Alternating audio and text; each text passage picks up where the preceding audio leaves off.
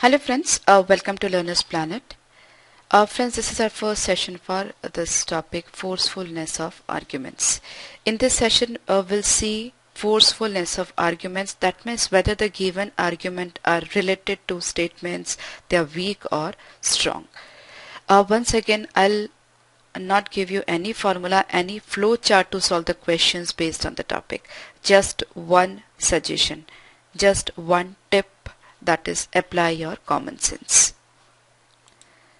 Friends, reasoning is nothing but common sense. How efficient you are in analyzing a statement, analyzing a situation or a case that is presented before you. And believe me, the only way to master reasoning is practice and exposure of various problems and situations, or you can say cases. Friends, whether it is math or reasoning, I always try my level best to motivate you that you should be learning for life. Your learning should be for life, not just for clearing the exam. I never emphasize on formula based learning. You might have observed that I never tell you just learn this formula, learn that formula. In none of my session, whether it is math or reasoning, I never encourage the use of formula unless until it is very much necessary. Friends, after clearing your test or your exam, you will be there on some management position, some managerial position, or a classic position, or a topmost position. So at that position, you will be required to take decision. At that time, this preparation will be proved useful for sure. So if you wish to be a successful person, maybe manager or managerial person or maybe management person, just learn to make smart moves.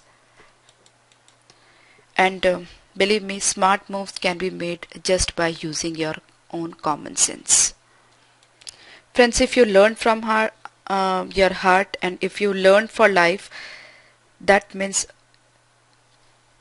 you are not only learning for this exam, not only preparing for this exam, you are preparing for your life challenges also.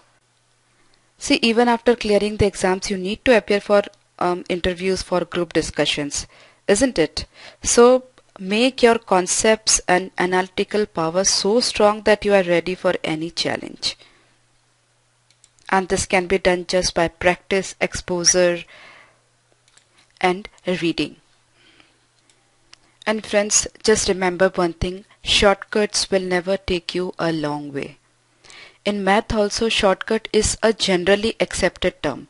I use shortcut because people like to listen the word shortcut, like to hear it. Basically, it is nothing but a smart way of solving the problems. See friends, our motive in this session is to improve our skills. Maybe we can talk about analytical skills, critical skills, thinking power or thinking skills, right? So just deeply analyze the statement or the situation which is given to you. Then make your judgment. Make a smart move or learn to make a smart move. Okay, so let's begin this session. In this question, directions, the question given below is followed by two arguments numbered 1 and 2. You have to decide which of the arguments is a strong and which is a weak argument. Okay, the statement over here, should a total ban be put on trapping wild animals? The arguments, yes, trappers are making a lot of money, and the other one is no, bans on hunting and trapping are not effective. Now friends, you just read the statement carefully. Should a total ban be put on trapping wild animals? Now what do you see? What is the intention of the speaker or the author of the statement? According to the statement, the view or the intention of the speaker is to save animals from being trapped. Right? That's why he's making a suggestion whether a ban should be put on trapping wild animals. Right? Now if we see the first argument, yes, trappers are making a lot of money. See why he is suggesting a ban. He is not talking about whether the trappers are making money or not. He wishes to save animals from getting trapped. Right? What is happening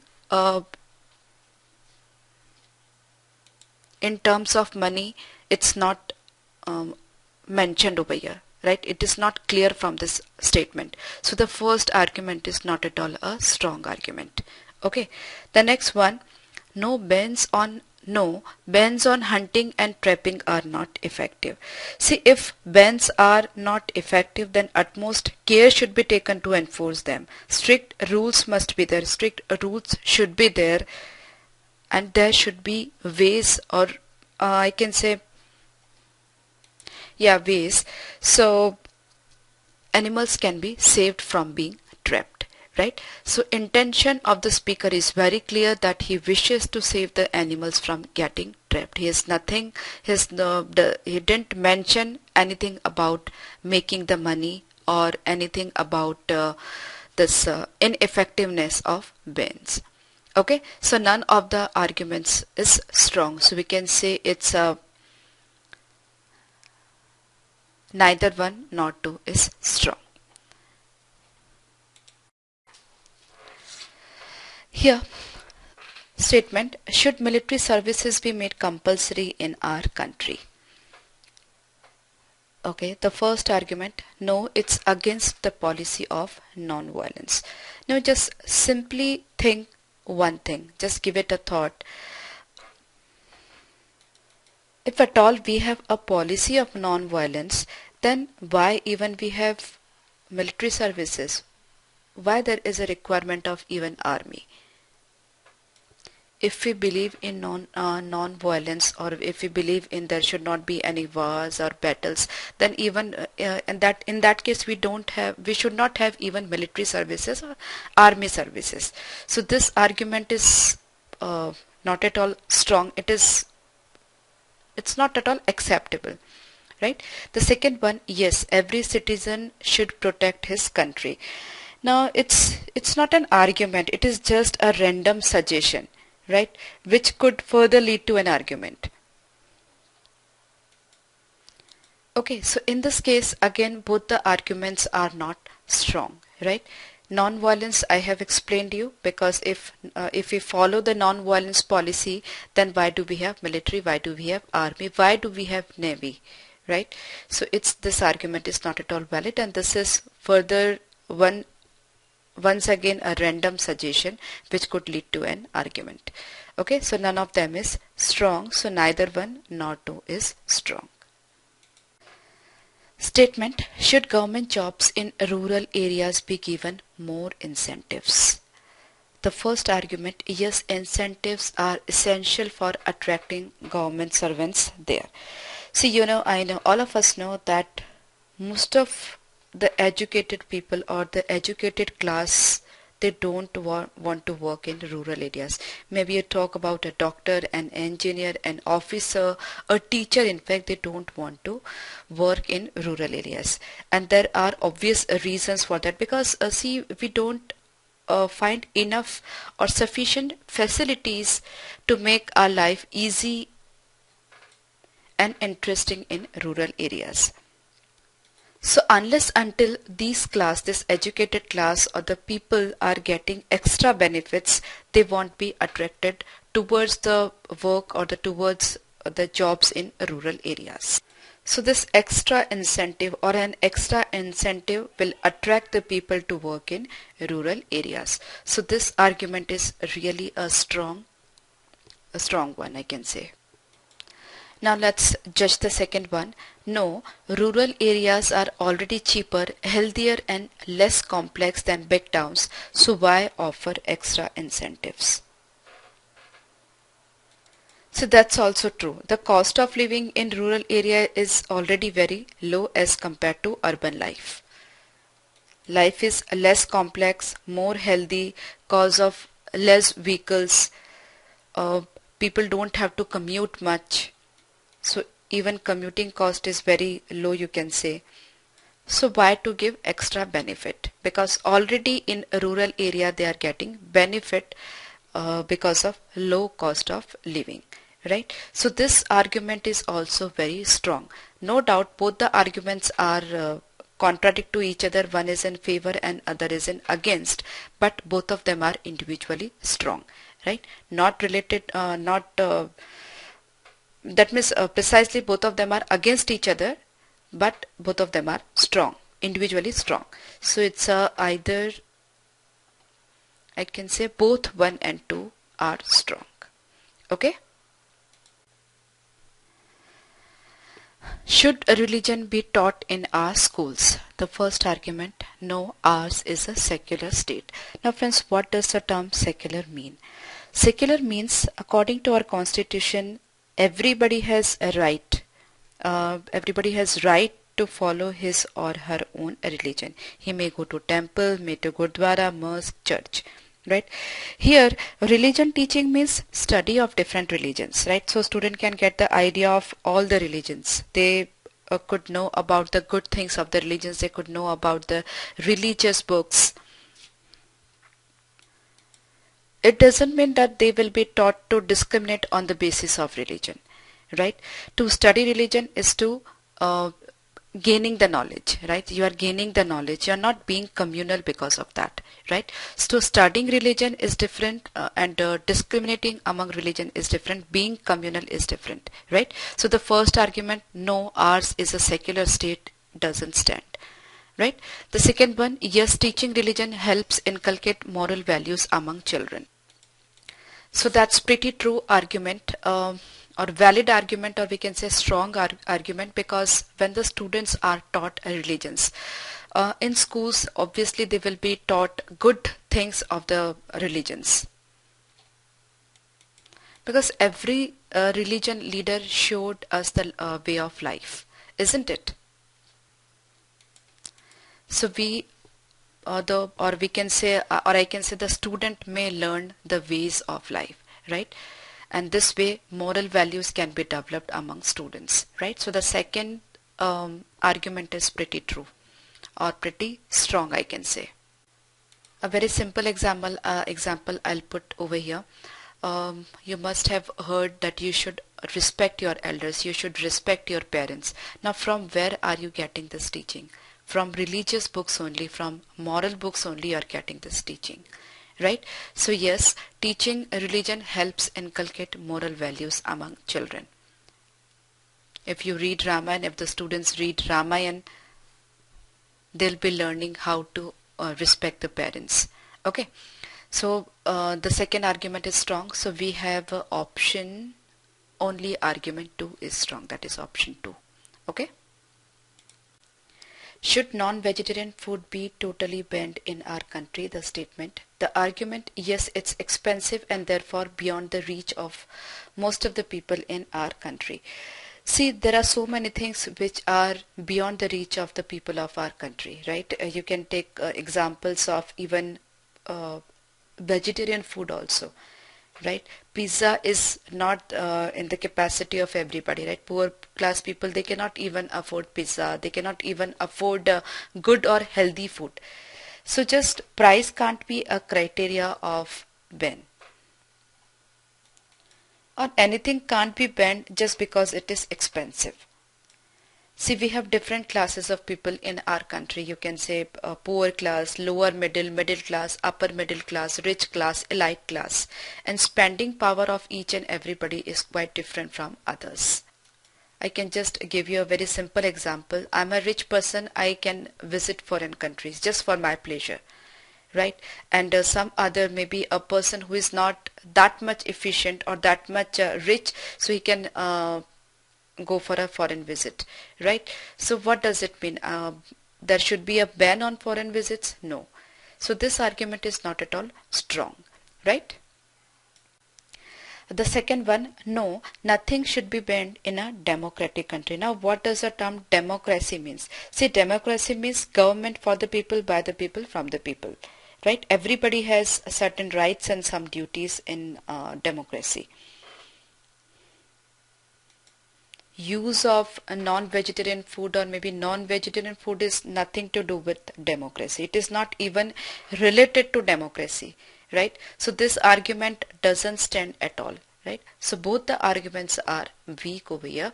So we have a neither one nor too strong, right? Democracy is nothing to do with type of food, whether it is vegetarian or non-vegetarian. It is government by the people, for the people, from the people. I hope it's clear to you. Statement: should mercy death be legalized? Now what the term mercy death means?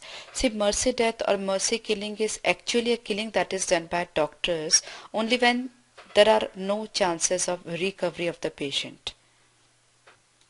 Or the patient is lying on, just living on a life support system or on a ventilator for a very long period, or we can say long duration. And we can say their body parts or organs have stopped working, just heart is working, and that too because of life support system. So when the medical practitioners, or we can say doctors, feel then there are no chances of recovery, in some countries mercy killing is done.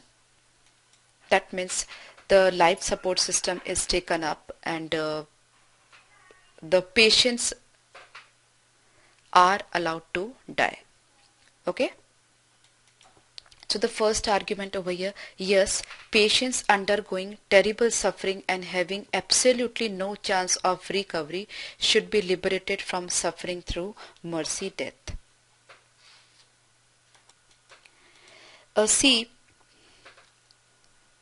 according to this argument, there is no meaning of keeping one alive just for one's pleasure, anybody's pleasure, or anybody's wishes, when the other is suffering an acute pain, or he is undergoing terrible pains, terrible sufferings, we can say, and his situation cannot be revived medically. And we are clearly able to see that there are hardly, or there are absolutely, not even hardly, there are absolutely no chance of recovery. Then they should be liberated from suffering through mercy killing, right? So this argument is really strong. So now let's read the second one. No, even mercy death is a sort of killing, and killing never be legalized. See, according to our constitution, killing or murder is unlawful. There hasn't been any mention of mercy death or mercy killing, right? So according to our law, if we believe in our constitution, killing is killing, and killing can never be justified, can never be legalized, right? So this argument is also individually strong. Both of them are against each other, but both of them are strong enough, right? So both 1 and 2 are strong. This is unlawful or against our constitution, and it is against humanity, you can say, right? So that's option 5. Should healthcare services be nationalized? Yes, it has been done elsewhere also. Friends, see, every country has its own rules, regulations, constitution, way of running. Nothing can be imposed just because it is happening in all or maybe some or many other countries, right? For example, we can discuss secularism. See, most of the countries or many of the countries are following one particular religion, or they have their own national religion, but we believe in secularism, right? Now we cannot follow one religion, we cannot make our country, we cannot make a national religion of our country just because others are following one particular religion, right? So just because it is happening anywhere elsewhere, we cannot go for this, right? So this is not a strong argument. Then the second one, no, the quality of healthcare services will deteriorate. So here the question is, should healthcare services be nationalized? Right? Here the speaker is not talking about the feasibility of the proposal or the quality of the services, right? It is again a debatable topic, right? The quality of healthcare service will be deteriorate. It is again a debatable topic. It is not at all an argument, right? So both the arguments, neither one nor two, are strong enough for this statement. Okay, so neither one nor too strong. I hope you are clear. Here the statement, should the illiterate be debarred from voting? The first argument, yes, they are easily misguided. See friends, just because somebody is illiterate, he will be misguided easily. It's not true, right? We have enough examples of both the types of people, illiterate yet clever and intelligent, and simultaneously we have the examples of illiterate and innocent poor people who can be misguided easily for small things, in exchange of small things. So on the basis of literacy, they can't be disallowed from voting, right? Because we have both the categories, intelligent, illiterate yet intelligent, and illiterate but poor people, illiterate and poor people, like innocent people who can be easily misguided. So if we bar the entire community of illiterate people, even the intelligent people will be barred, right? So it's this argument is not strong enough. The second one, no, it is their constitutional right. See, we have to follow our constitution. So our constitution makers have given rights to all adults of our country, right? So they can vote. There hasn't been any mention of literacy or I can say educational qualification in constitution.